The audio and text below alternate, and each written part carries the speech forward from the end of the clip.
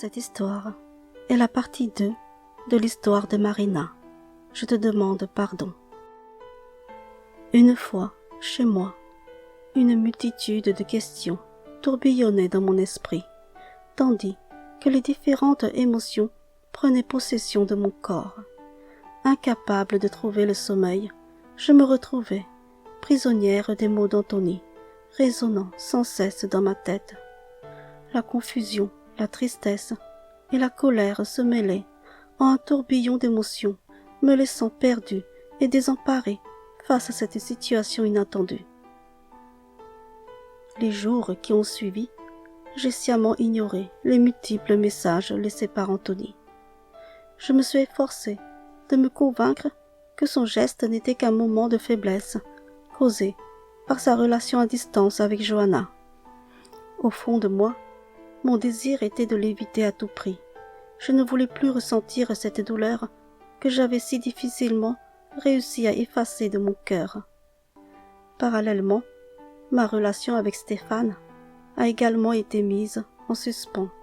Je prétextais ne pas être disponible, arguant une charge de travail importante, afin de me protéger et de garder mes émotions à distance. Un soir, alors que la nuit enveloppait mon appartement, j'ai reçu un appel de Johanna. Après une longue période de silence, elle souhaitait prendre de mes nouvelles, s'excusant de ne pas m'avoir contacté plus tôt. Mon cœur s'est empli de joie à l'idée de renouer le fil de notre amitié. Mais en même temps, une culpabilité insidieuse a fait son apparition, car je lui cachais ce qui s'était passé avec Anthony. Johanna m'a confié que sa relation avec Anthony était toujours solide, malgré la distance qui les séparait. Elle prévoyait de reprendre ses études à la rentrée prochaine, une fois son diplôme en poche, afin de pouvoir rejoindre Anthony et s'installer avec lui.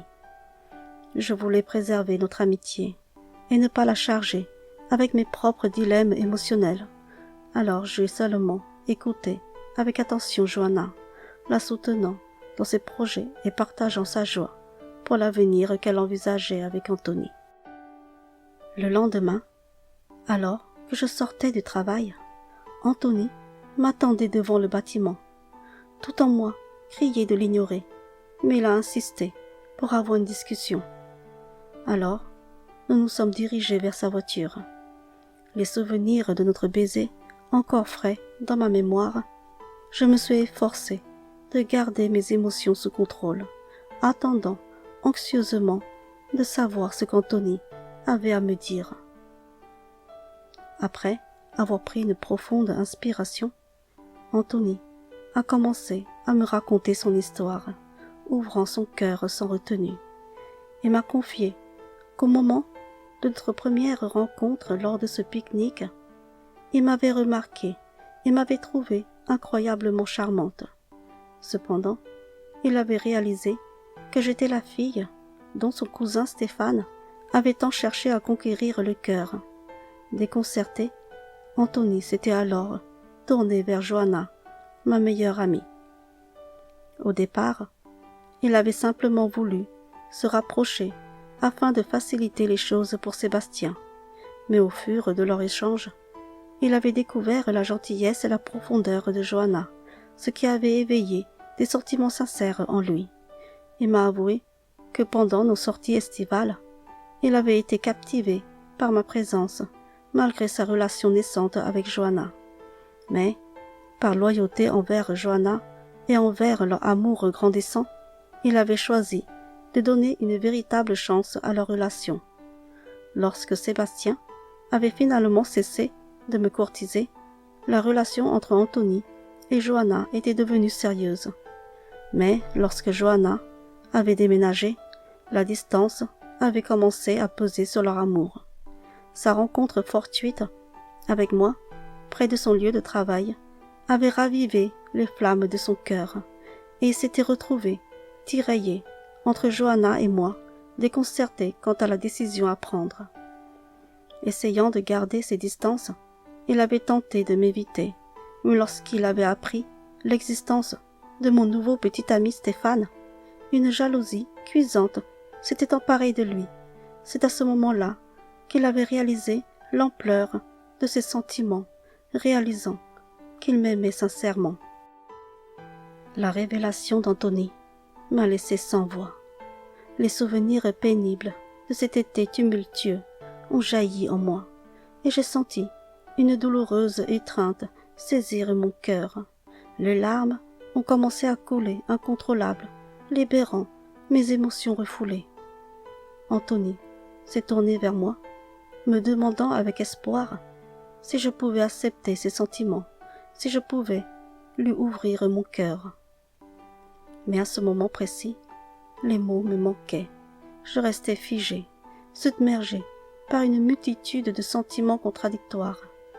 Après un silence pesant, j'ai finalement trouvé la force de lui avouer que j'étais amoureuse de lui depuis notre première rencontre et que cet été, passé ensemble, ne m'avait laissé que des souvenirs douloureux et entremêlés de confusion.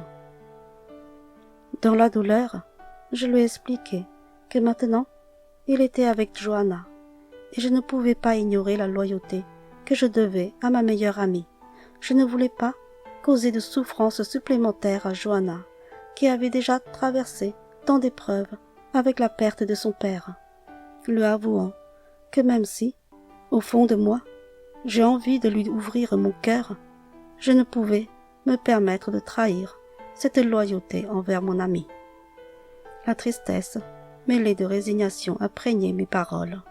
Je le priais, alors, de comprendre mon choix et de le respecter. Puis, incapable de contenir plus longtemps mes émotions, je me suis précipitée pour partir.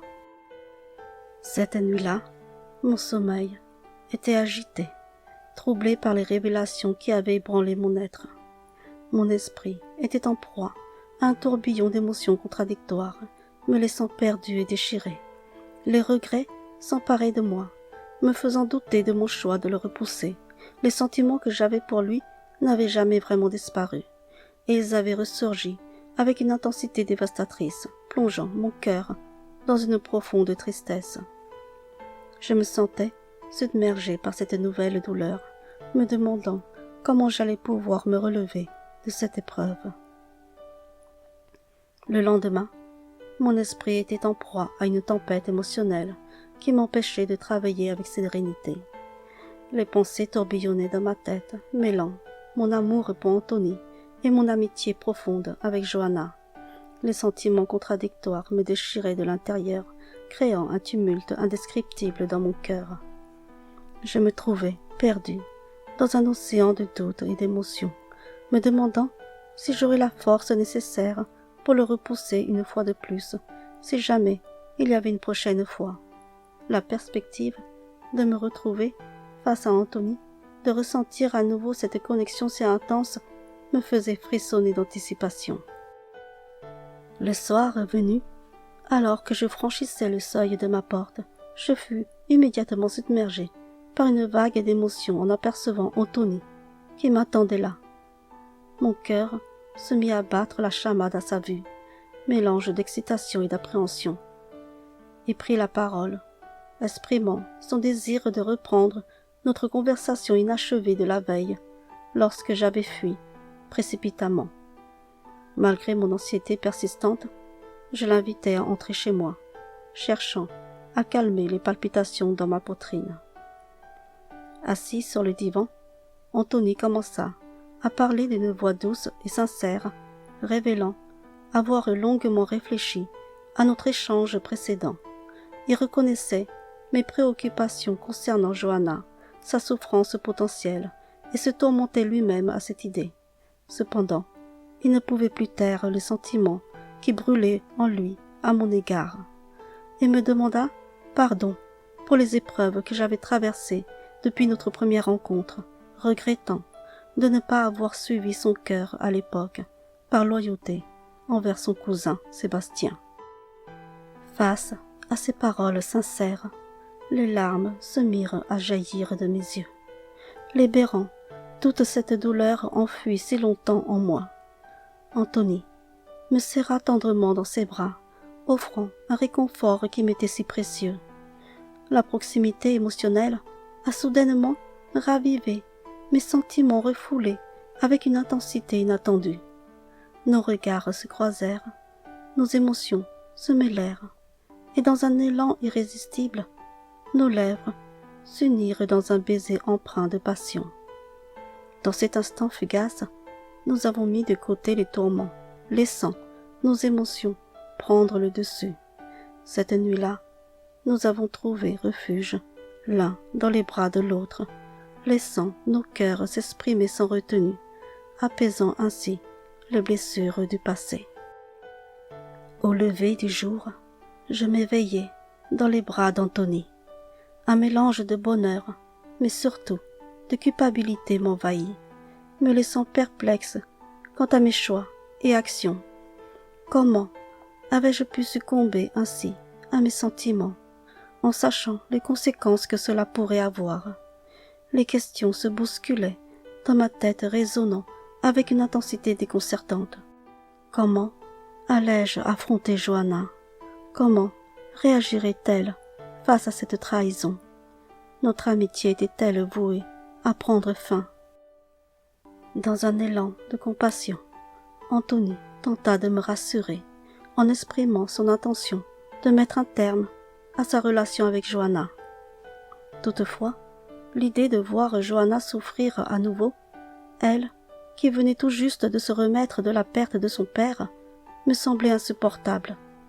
J'étais pétrie de peur à l'idée qu'elle ne puisse pas se relever de cette deuxième épreuve. C'est alors que j'ai supplié Anthony de garder notre relation secrète pour le moment, par souci de préserver Johanna et lui épargner davantage de douleur. Dans le silence de cette décision difficile, une lourdeur s'installa dans mon cœur. L'amour que je ressentais pour Anthony se heurtait à la loyauté envers mon ami, créant un conflit émotionnel déchirant. Les enjeux étaient immenses, et je priais pour que le temps apporte des réponses, nous guidant vers une résolution qui ne briserait pas les liens que nous chérissons. Après cette nuit intense, j'ai pris la décision de quitter Stéphane, afin de me consacrer entièrement à Anthony. Désormais, nous étions inséparables, nous partagions des déjeuners complices, il passait souvent la nuit chez moi, et parfois nous nous retrouvions chez lui. Chaque week-end, nous nous aventurions main dans la main, ressentant un amour grandissant et indéniable. Cependant, nous gardions notre relation secrète, par égard pour Johanna. Les semaines s'écoulaient, emportant avec elles une foule d'émotions et de moments intenses. Et puis, un jour, j'ai fait une découverte. J'étais enceinte. Anthony et moi avons alors pris la décision de nous marier. C'était à la fois un moment de joie et de peur, car il fallait maintenant révéler notre relation à Johanna. Je me sentais profondément coupable envers Johanna. Mon cœur était lourd, et la simple idée de lui parler de notre trahison me plongeait dans une angoisse étouffante. C'est alors qu'Anthony a pris le téléphone composant le numéro de Johanna. D'une voix tremblante, il lui a révélé toute la vérité, notre amour, notre intention de nous marier, et il a imploré son pardon pour nos mensonges. Le silence qui suivit fut insupportable. Puis, les sanglots de Johanna se sont échappés, emplissant l'air de son chagrin profond. Sa tristesse a rapidement laissé place à une colère brûlante. Elle nous a crié, avec une voix empreinte de rage, qu'elle ne nous pardonnerait jamais. Et sans plus de mots, elle a raccroché. Le choc de cette réaction a été dévastateur. J'ai tenté de lui envoyer des messages pour exprimer mes excuses, mais ses réponses furent cinglantes. Johanna m'a dit que notre amitié était terminée, qu'elle ne souhaitait plus que je la contacte et qu'elle ne me pardonnerait jamais pour ma trahison. Depuis, nous n'avions plus de nouvelles d'elle. J'ai ressenti une profonde tristesse d'avoir perdu cette amitié précieuse. Je me sentais coupable pour avoir causé la rupture de cette amitié et envers Johanna. Cependant, le soutien et l'amour d'Anthony m'a permis de traverser ce moment difficile et m'a fait comprendre que je ne devais plus m'en vouloir, car je méritais aussi d'être heureuse. Après la naissance de notre enfant, la vie a pris un nouveau tournant pour Anthony et moi. Il a décroché un meilleur emploi dans la ville où vivait la grande majorité de sa famille, et nous avons décidé de déménager pour y construire notre vie de famille. C'était à la fois excitant et bouleversant de quitter notre ancien foyer et de nous aventurer vers de nouveaux horizons. Les années ont défilé à une vitesse et nous nous retrouvions déjà dans nos quarantaines. Malgré les défis et les épreuves que nous avons traversées, Anthony et moi étions toujours profondément amoureux. Nos enfants avaient grandi et gagné en indépendance, ce qui nous permettait de consacrer davantage de temps à notre couple. Nous avons appris à savourer chaque instant ensemble. Les voyages en amoureux, les week-ends, escapades étaient devenus des moments privilégiés pour nous retrouver, loin des tumultes du quotidien. Un jour, un cousin éloigné nous a annoncé qu'il allait bientôt arriver dans notre ville avec toute sa famille, ses frères et leurs parents. Il souhaitait se rapprocher de notre grande famille pour retisser des liens qui avaient été distendus au fil du temps. Cette nouvelle nous a remplis de joie et d'excitation. En prévision de leur arrivée, nous nous sommes organisés avec notre grande famille. Compte tenu du nombre de personnes, nous avons décidé de le répartir dans la famille pour la première nuit. Pour marquer cette occasion spéciale, nous avons décidé de préparer un grand repas pour les accueillir le jour de leur arrivée. Notre maison, avec un grand terrain, était la mieux adaptée pour recevoir tout le monde lors de ce buffet.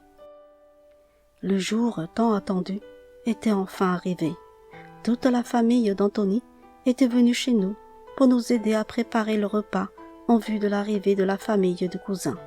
L'excitation était palpable, chacun s'affairant dans la cuisine, coupant, épluchant et cuisinant avec ardeur.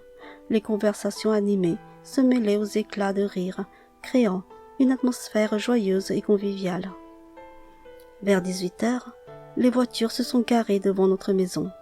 Nous nous sommes précipités pour les accueillir, échangeant des embrassades chaleureuses et des mots d'accueil.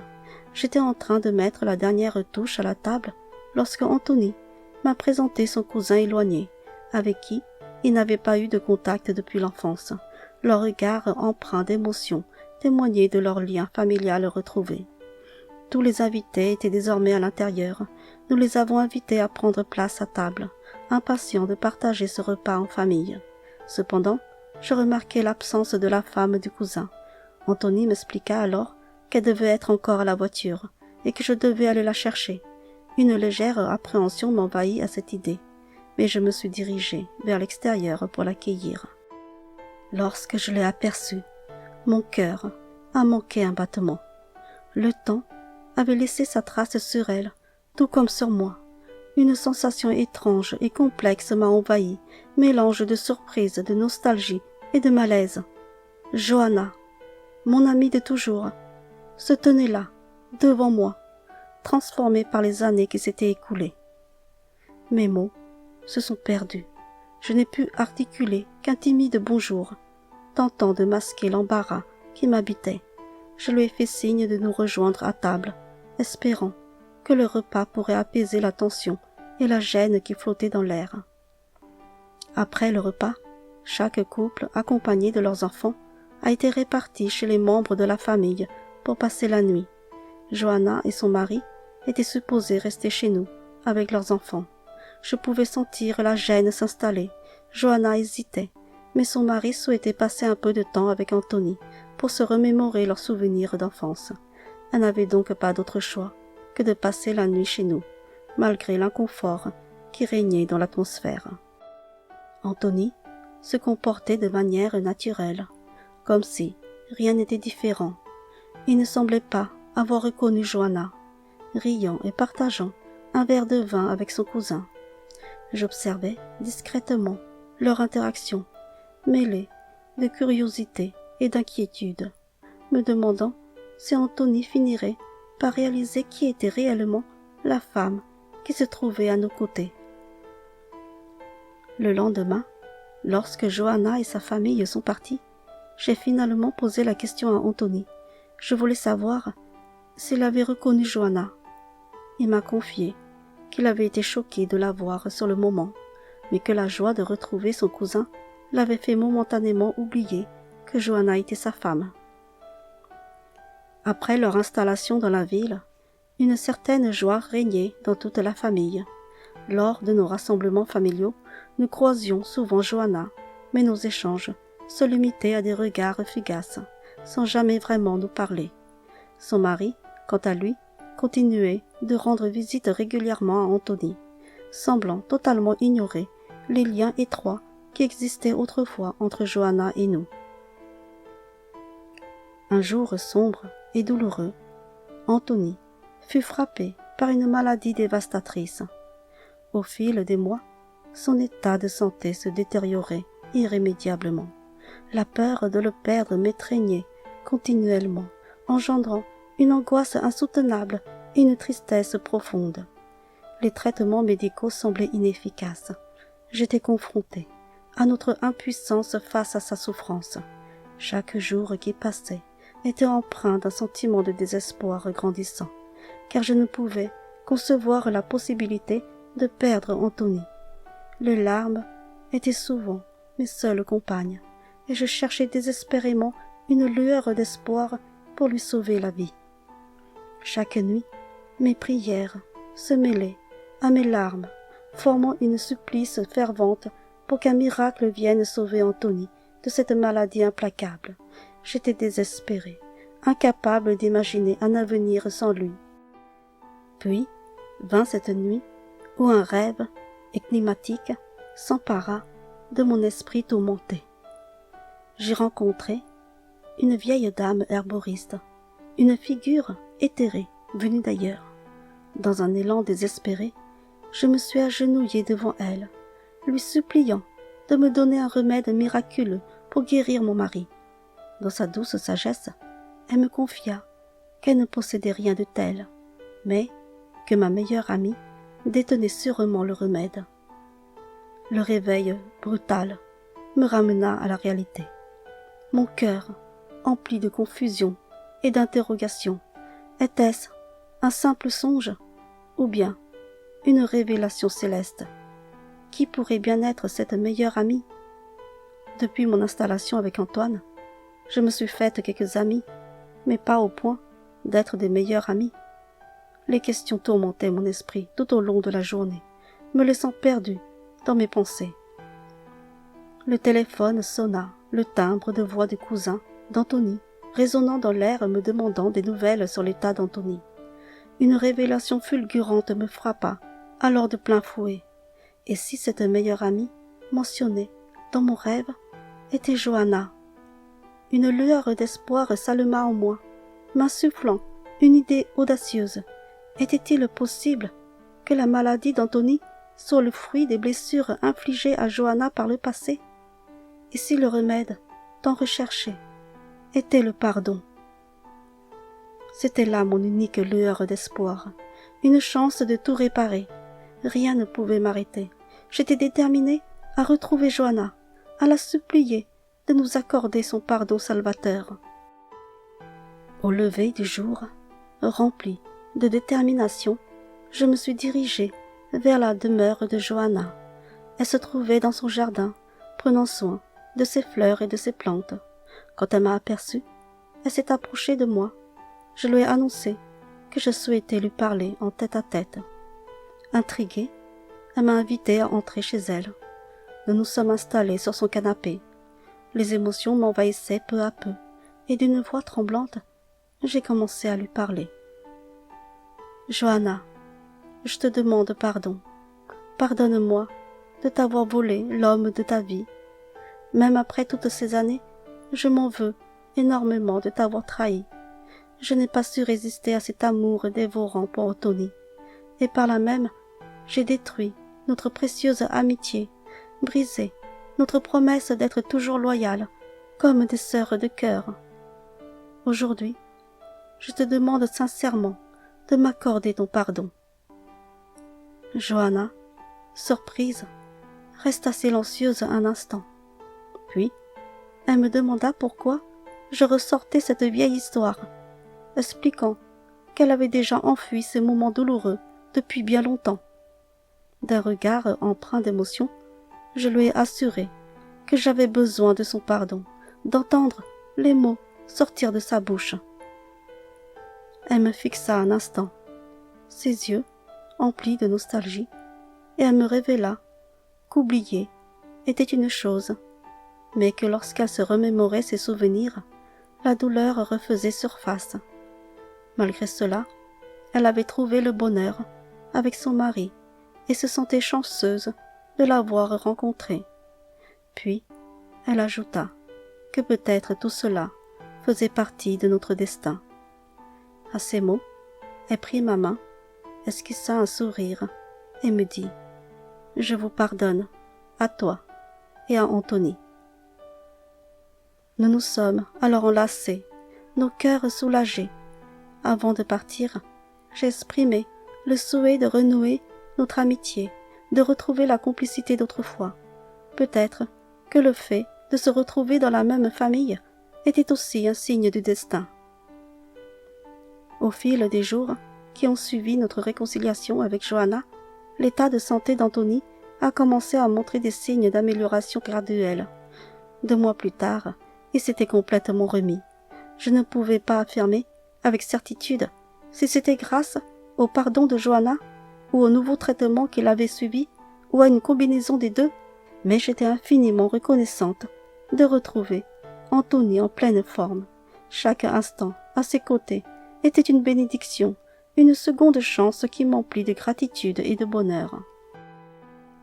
À présent, alors que nous entamons notre 50aine, notre vie est empreinte de bonheur et d'épanouissement. Depuis la guérison d'Anthony, nous savourons chaque instant passé ensemble, conscients de la valeur de chaque moment. Quant à Johanna et moi, nous avons réussi à reconstruire nos liens. Bien que notre amitié ne soit pas aussi profonde et complice qu'auparavant, elle reste solide et réconfortante. Nous nous soutenons mutuellement en cas de besoin, partageant des dîners chaleureux et des sorties qui nous rappellent les moments heureux de notre passé. Nous avons appris à apprécier la présence de l'autre, sachant que malgré les épreuves traversées, notre amitié a survécu et continue de grandir avec le temps. Mon expérience m'a appris que les relations humaines sont complexes et peuvent être empreintes de douleur, de trahison et de remords. Devoir choisir entre l'amour ou l'amitié est un choix particulièrement difficile à faire, et on se retrouve à être confronté à des dilemmes lorsqu'on ne contrôle pas ses sentiments. Malgré nos bonnes intentions et nos promesses, nos émotions peuvent prendre le dessus et nous pousser à agir de manière contraire à nos valeurs ou à nos engagements. J'ai aussi appris l'importance du pardon, tant pour les autres que pour moi-même, afin de guérir les blessures du passé et de trouver la paix intérieure. Le pardon m'a permis de créer un nouvel équilibre entre l'amour et l'amitié. Malgré les difficultés rencontrées, j'ai pu trouver le bonheur aux côtés d'Anthony et reconstruire une amitié avec Johanna. Je ressens une profonde gratitude et je suis consciente de la chance que j'ai de pouvoir partager des instants précieux avec les personnes que j'aime. Je remercie Marina de nous avoir partagé ton expérience.